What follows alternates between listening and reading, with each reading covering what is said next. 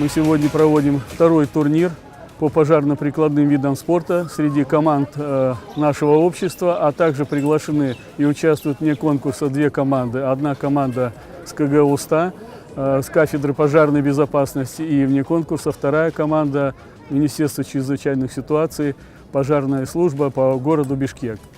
Значит, эти соревнования, цель этих соревнований – развитие здорового образа жизни, а также отработка навыков действия персонала в условиях чрезвычайных ситуаций. Вот. Ну и также популяризация данного вида спорта. Компания «Газпром» уже второй год на территории Кыргызской республики организовывает. По сравнению с прошлым годом результаты хорошие. Они на бишкекском территориальном уровне при организации управления Министерства чрезвычайных ситуаций города Бишкек буквально 2 недели назад показали свои тоже неплохие результаты.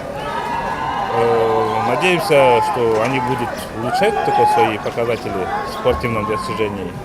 Это очень важно, поскольку каждая организация, согласно законодательству Кыргызской республики в области обеспечения пожарной безопасности, должна организовываться дружины добровольного пожарного формирования.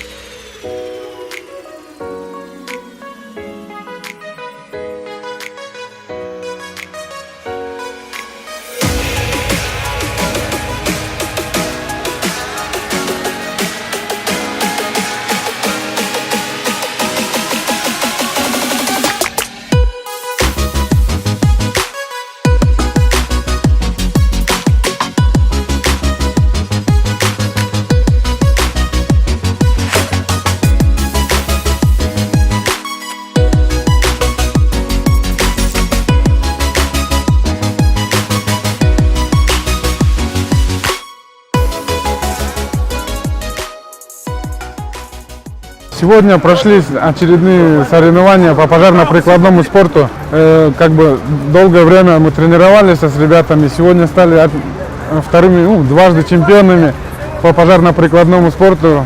Ребята много работали, потом и кровью достигали таких успехов. Вот сегодня стали еще раз чемпионами.